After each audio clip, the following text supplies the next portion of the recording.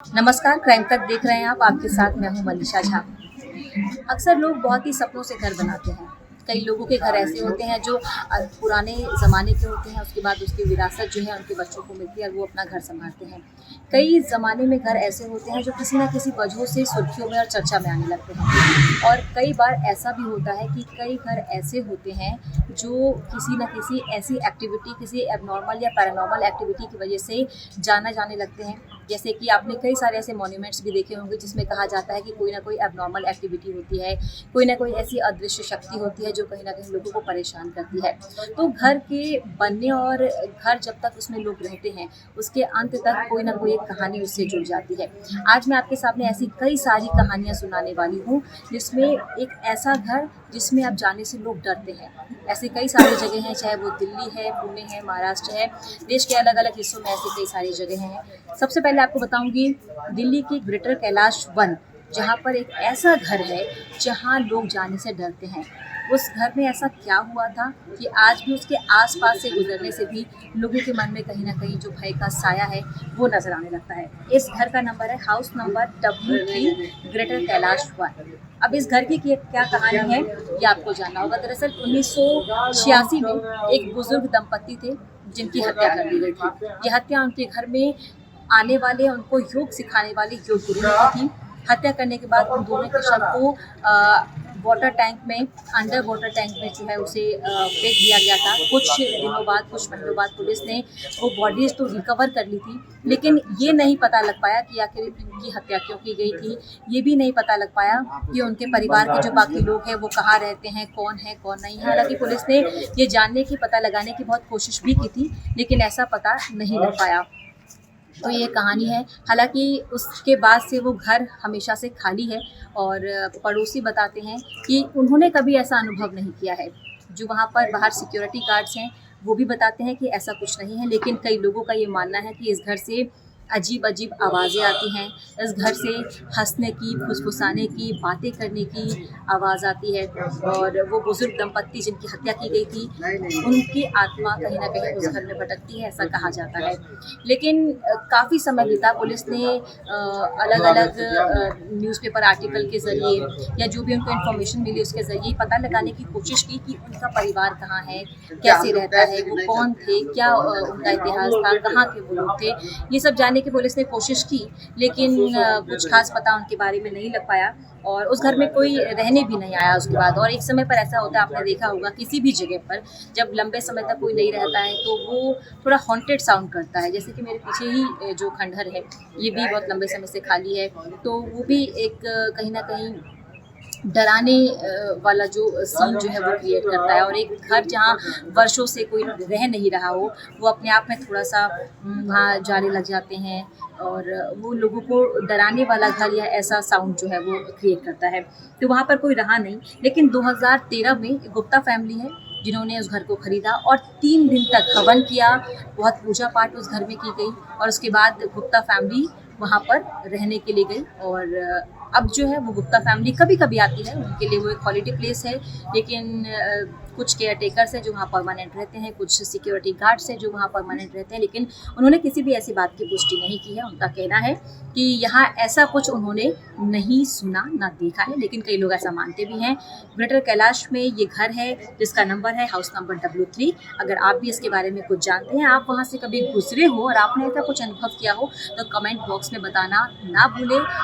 और भी कोई ऐसी जगह, ऐसा घर जिसके बारे में आप जानते हो, आपने सुना हो, जो हॉन्टेड प्लेस के तौर पर जाना जाता है, तो भी आप कमेंट बॉक्स में बता सकते हैं। ये तो थी दिल्ली की कहानी, दिल्ली के ग्रेटर कैलाश में ये घर था।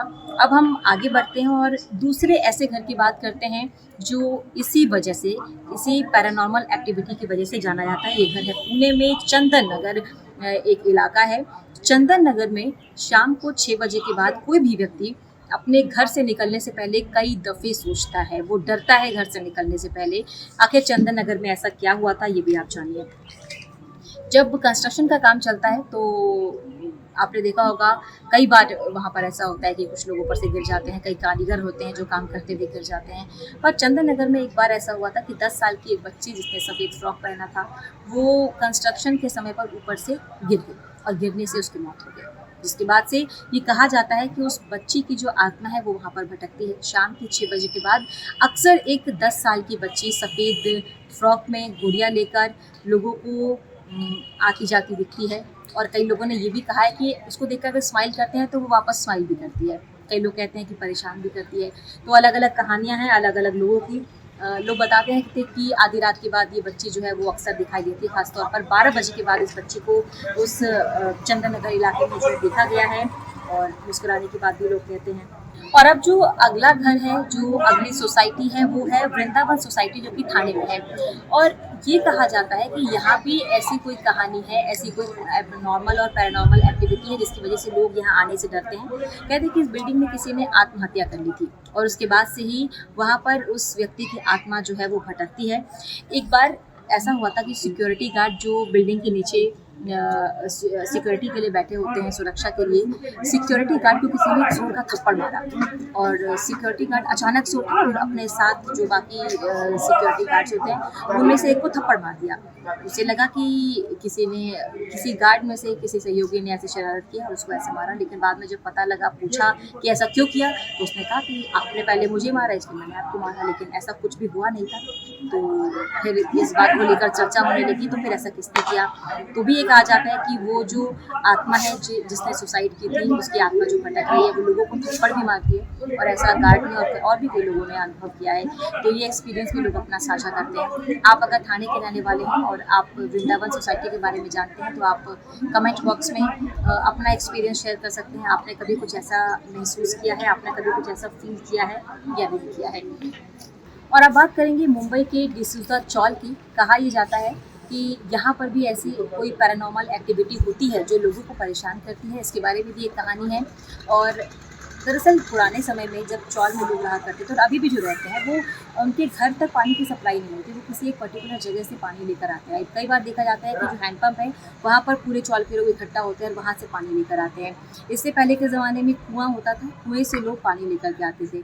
तो कुएँ में एक महिला ने आत्महत्या कर ली थी और उसके बाद से कहा जाता है कि उस महिला की आत्मा जो है वो उस चौल में भटकती है और वो लोगों को परेशान करती है। इसीलिए शाम के वक्त जो है, शाम के बाद अक्सर लोग वहाँ पर निकलने से डरते हैं।